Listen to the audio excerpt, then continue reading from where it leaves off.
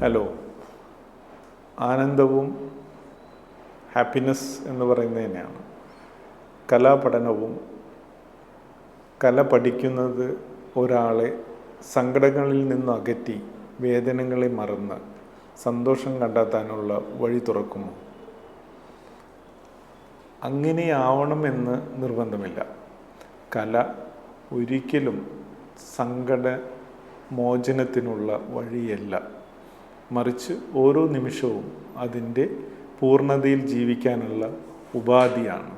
സന്തോഷം വല്ലപ്പോഴും ആളും ആരവവുമായി വലിയ ആഘോഷങ്ങളോടെ നമ്മളെ തേടി വരണമെന്നില്ല.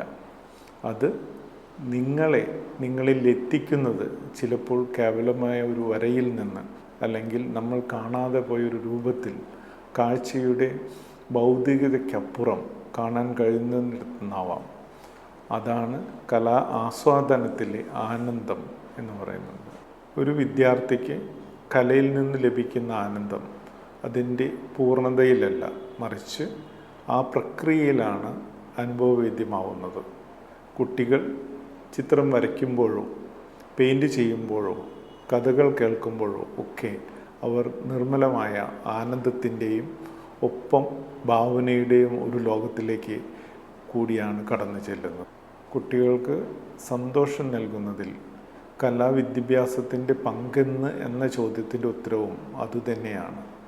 വർണ്ണങ്ങളിലൂടെയും രൂപങ്ങളിലൂടെയും ലോകത്തെ മറ്റൊരു വീക്ഷണകോണിൽ നിന്ന് കാണാൻ പഠിക്കുമ്പോൾ വാക്കുകൾ കൊണ്ട് പറയാൻ കഴിയാത്തതിനെ അതുവഴി പ്രകടിപ്പിക്കാനാവുമ്പോൾ നമ്മൾ അനുഭവിക്കുന്നത് ആ ആനന്ദമാണ്.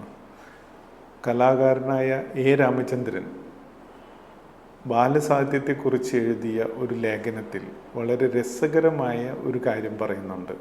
സാന്താൾ ഗോത്രവർഗങ്ങൾക്കിടയിൽ നിലനിൽക്കുന്ന ചക്ഷുദാൻ അഥവാ കണ്ണുകൊടുക്കൽ എന്ന വിചിത്രമായ ആ ആചാരത്തെക്കുറിച്ചാണത്.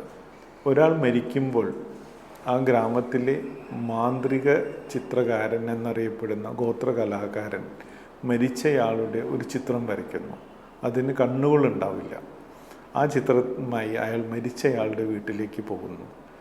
അവിടെ മരിച്ചയാളുടെ ബന്ധുക്കൾ ആ ചിത്രകാരന് സമ്മാനങ്ങൾ നൽകുന്നു. അതിന് പകരമായി അയാൾ മരിച്ചയാളുടെ ചിത്രത്തിൽ കണ്ണു വരയ്ക്കുന്നു. അതുവഴി മരിച്ചയാൾക്ക് നമ്മുടെ കാഴ്ചയ്ക്കപ്പുറമുള്ള മറ്റൊരു ലോകം കാണാൻ കഴിയുമെന്നാണ് വിശ്വാസം. കേവല യുക്തിയിൽ വിരചിക്കുന്ന ആ മനുഷ്യർക്ക് ഇത് അസംബന്ധമായി തോന്നാം.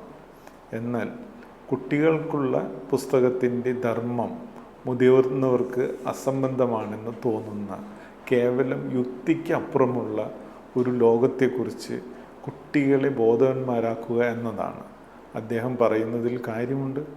നമ്മുടെ പരമ്പരാഗത ജീവിതത്തിൽ നിന്ന് വേഗത്തിൽ അകന്നു പോകുന്ന ഒരു തലമുറയിലെ കുട്ടികൾക്കായി സാങ്കല്പികവും രസകരവുമായ അസംബന്ധമെന്ന് തോന്നുന്നതുമായ ലോകം പുനർനിർമ്മിക്കാനാണ് താൻ ആഗ്രഹിക്കുന്നതെന്നും ബാലസാഹിത്യകാരൻ കൂടിയായ രാമചന്ദ്രൻ പറയുന്നു.